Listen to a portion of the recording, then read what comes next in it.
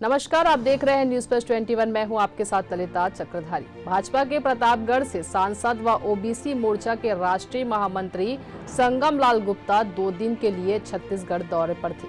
उन्होंने कहा, इस देश में ओबीसी समाज का उपेक्षा का कारण कांग्रेस ही रहा है, जो इस समाज को केवल वोट बैंक का ही आधार मानता रहा है। प्रदेश के मुख्यमंत्री भूपेश बघेल सभी समाज के भावनाओं के साथ खिलवाड़ कर रहे हैं और जब राज्यसभा में किसी छत्तीसगढ़िया को भेजने की बात होती है तो अपने दिल्ली के सामने नतमस्तक होकर मौन हो जाते हैं। और इस बात को प्रदेश की जनता भलीभांति समझ रहे हैं कि वे छत्तीसगढ़ परंपराओं व लोक जीवन को पॉलिटिकल पीआर से जोड़कर केवल अपनी सियासत चमकाने में लगे हैं। संगम लाल गुप्ता ने कहा कि इस देश को एक ऐसे सशक्त प्रधानमंत्री के रूप में नरेंद्र मोदी का नेतृत्व मिला है, जो सर्व समाज, सर्व विकास और सर्व विकास की अवधारणा को पूरा करने में जुटे हैं।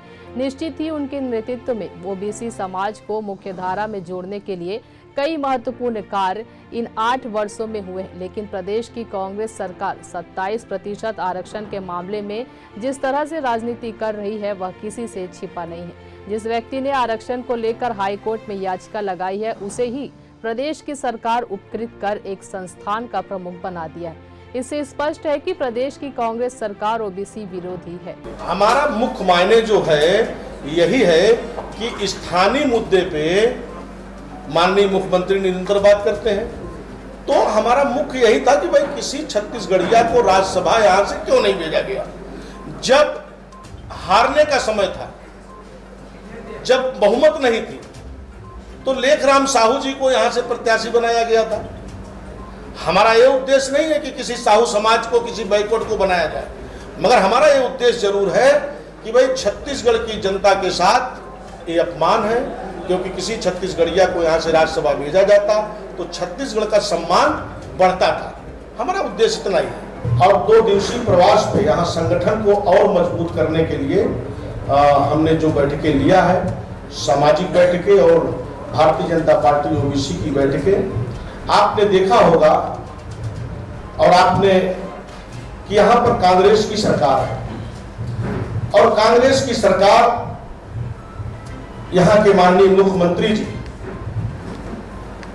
निरंतर छत्तीसगढ़ के स्थानीय मुद्दे पर मुखर होकर बोलते हैं, मगर 2 दिनों से वो पूरी तरीके से मौन है,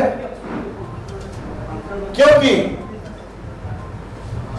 राज्यसभा के जो सदस्य बनाए गए हैं, जो बाहर से प्रोटेक्ट करके लाया गया है, और उसके पहले जब अगली बार राज्यसभा का चुनाव हुआ तो यहां से ओबीसी समाज के लेखराम साहू जी को यहां से प्रत्याशी बनाया गया था। जब हारने का था तो ओबीसी समाज के लोगों को यहां से प्रत्याशी बनाया गया था, और जब जीतने का समय आया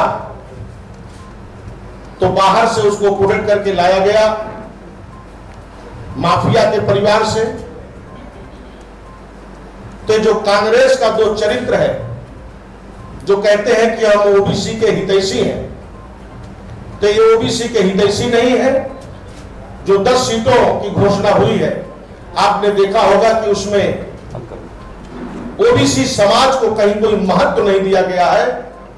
और भारतीय जनता पार्टी की जो लिस्ट की घोषणा हुई है राज्यसभा की, उसमें 70% हमने ओबीसी समाज के लोगों को दिया है, और खास करके हमारे राष्ट्रीय अध्यक्ष के लक्ष्मण को भी पार्टी ने उत्तर प्रदेश से राज्यसभा बनाने का काम किया है।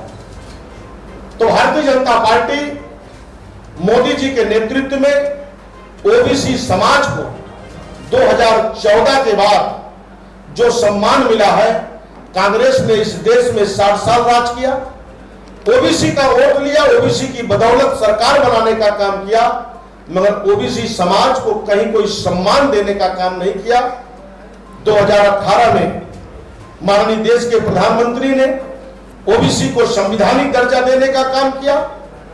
नीट के परीक्षा में 27% ओबीसी समाज को देने का काम किया, और 27% का आरक्षण सैनिक और केंद्रीय विद्यालय में देने का काम किया।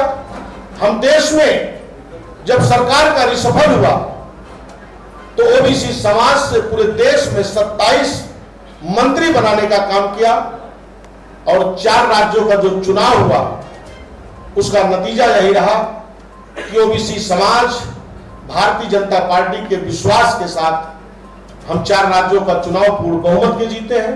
खासकर उत्तर प्रदेश, जो जातियों में जकड़ा हुआ उत्तर प्रदेश था, 37 सालों के बाद किसी एक पार्टी की बहुमत, भारतीय जनता पार्टी की बहुमत, पूर्ण बहुमत के साथ हम उत्तर प्रदेश की सरकार बनाए हैं। जो कांग्रेस की करनी और कथनी में बहुत अंतर है।